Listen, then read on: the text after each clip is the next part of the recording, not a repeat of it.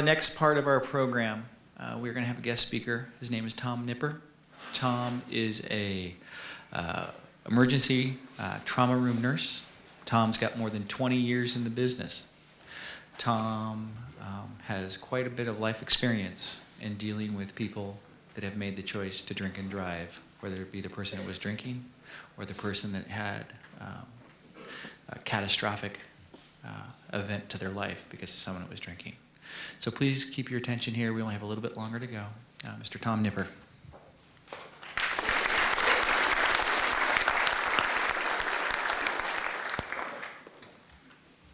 With more than 20 years of experience in trauma care, I feel like a semi-qualified person to be up here. I'm only semi-qualified because I don't have the personal experience of drinking and driving or losing someone to alcohol.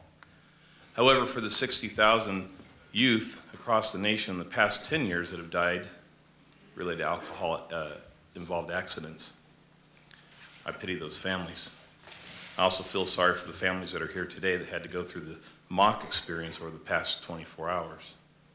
Because regardless of the experience, whether it's created for an example as this program is, or if it's a real example of an event, the emotions are the same. We aren't created to be able to separate those types of emotions from make-believe or reality. The proof of that is when you cry at a certain type of a commercial or perhaps at a movie or a TV show. For the job that I have, my job is spent primarily taking care of people such as these students up here who are victims of such accidents. At Memorial Medical Center, we see more than 750 serious traumas a year. And of those 750 serious traumas, about 20% of those are alcohol-related accidents. However, allowing for those 140 some odd accidents, a majority of those are youth, under the age of 18. It's because of those things that I have job security, which isn't such a bad thing. But I'd like to open the door so that you can see what my world is. For starters, what you saw in the video is exactly what I do for a living. When the doctor talked to the child about being paralyzed and had to talk to the mother about her paralysis, that's my job. That's what I do for my hospital. The other young lady who was having CPR performed and was defibrillated and was pronounced dead, that's my job too.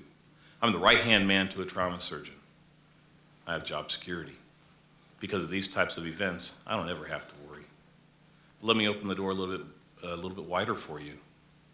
For any of you who have seen any of the hospital shows on TV, such as ER, Grey's Anatomy, or the like, and when they all rush into the room where the big traumas are, that's my job. So for 20 years, I've participated in this kind of care. For the past 2 years, Bret Hart's participated in the Every 15-Minute program, but for this year alone, there have already been 3 deaths on the Murphy Grade Road. How many people have to die before we understand that alcohol is a serious contributor to accidents? And it's not only the fact that we believe that the youth are going to party, because we know they will. We're not asking you to stop all of your drinking, although that would be really great, because, you know, Ohio Patrol has a zero tolerance. And in fact, I believe there's a student from Bret Hart who's lost his license because of multiple DUIs. What I'm asking you to do is be the responsible person, whether it's your parents or if it's one of the youth in the room. You have to be responsible. You have to be the person who says, I'll take the key from you if you've had too much to drink. Or you should be the person who gives up your key as you enter a party. Maybe it's the parent who has to be responsible, who says, you know, I don't care if it's 2 in the morning or if it's 11 o'clock at night or if it's 10 o'clock. Call me. I'll pick you up. Tell all your friends. Call my folks. They'll pick you up. The responsibility is shared, although a majority of the responsibility lies in the person who makes the decision.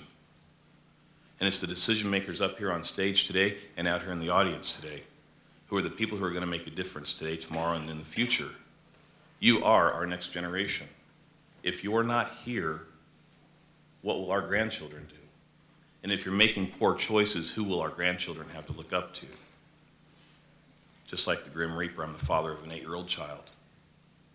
Really enjoy my kid. But when the neighbor down the street drove home drunk after a work party at 6 o'clock at night, I was a little nervous. I don't have exactly the same experiences. But what I can do is I can tell you this. When you come to the emergency room, I will give you the best care. It doesn't matter if you're at fault or not.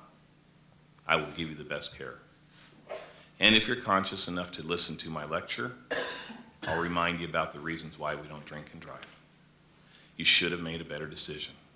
If the student in the video who's now in custody would have made a better decision, this all could have been avoided. Lives would have been saved, and he'd have been a hero instead of being the accused.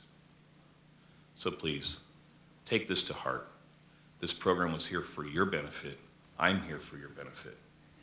Not only at work, but here today. And I appreciate everything that you're going to do tomorrow to relive this experience.